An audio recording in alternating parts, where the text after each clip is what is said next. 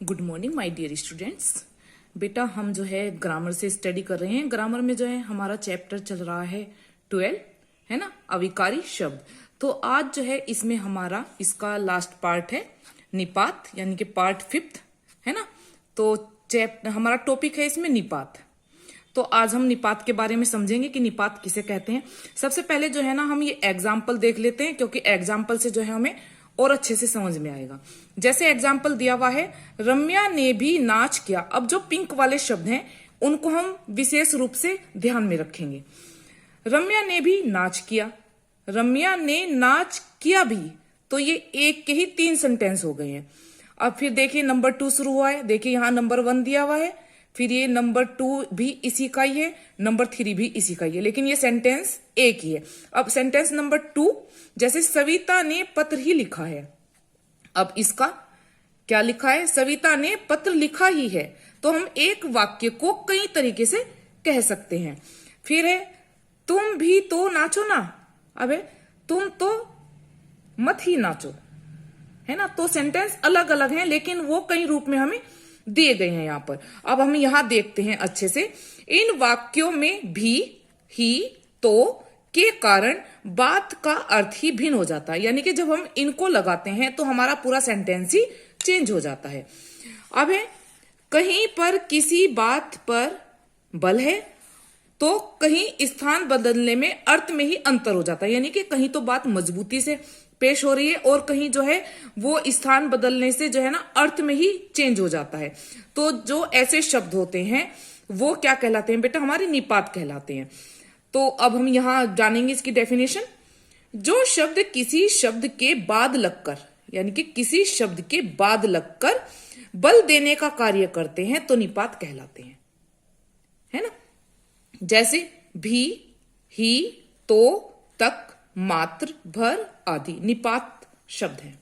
यानी कि ये हमारे 5 शब्द हैं, 1 2 3 4 5, है ना। तो अब इन शब्दों के रूप में किसी प्रकार का परिवर्तन नहीं होता और ये वाक्य में कहीं भी आ सकते हैं। यानी कि जब हम वाक्य बना रहे हैं तो ये कहीं भी आ सकते हैं।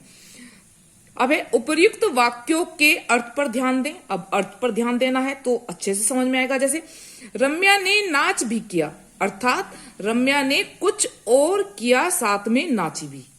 जैसे इंसान जो है कहीं जाता है तो हम वो कहते हैं कि वो वहां भी गया, तो बात जो है डबल हो जाती है।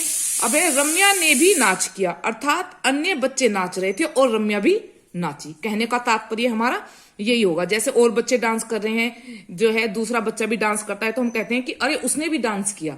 तो इस तरीके से हमारा ये सेंटेंस यहां दिया गया है। फिर है रम्या ने नाच भी किया। अब है इससे तात्पर्य है क्या वास्तव में रम्या ने भी नाच किया? अभी देखिए इस प्रकार निपात का प्रयोग वाक्य में महत्वपूर्ण हो जाता है। जैसा कि यहां हमने सेंटेंस के माध्यम से समझाया कि कितनी मजबूती जो है इनको जो है यूज करने से जो है हो जाती है। अब देखिए एक बार फिर से, तो हमारा यही इसकी डेफिनेशन वगैरह यही सब कुछ दिया हुआ है यहाँ पर बेटा। अब हम इसके क्वेश्चन देख लेते हैं। बहुत छोटा सा चैप्टर है ये हमारा। अब हम इसके क्वेश्चन देख लेते हैं। क्वेश्चन नंबर 1 है निपात किसे कहते हैं। तो ये हमने यहाँ डेफिनेशन में समझा है कि निपात किसे कहते हैं। यह जो शब्द, वैसे मैंने यहां से दिया हुआ है आंसर इसका, जो शब्द किसी शब्द के बाद लगकर बल देने का कार्य करते हैं वे निपात कहलाते हैं। अब सेकंड है हमारा, कुछ निपातों के उदाहरण दीजिए। तो उदाहरण में जो है बेटा मैंने यहां से और यहां तक पूरा ख नंबर तक दिया है, तो ये आप पूरा लिखेंगे ख के आंसर में। फिर है हमारा थर्ड, निपात क्या कार्य करता है। इसका आंसर मैंने यहीं पर ही लिखा है। तो क्या कार्य करता है? निपात विशेष बल देने का कार्य करता है। क्लियर। अब हमारे यहां इसके फिल इन द ब्लैंक्स आते हैं।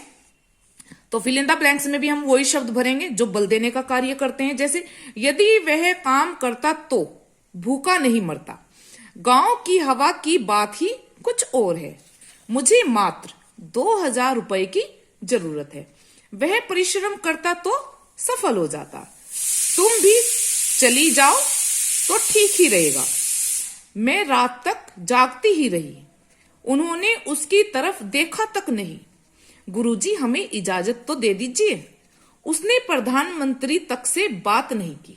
क्लियर।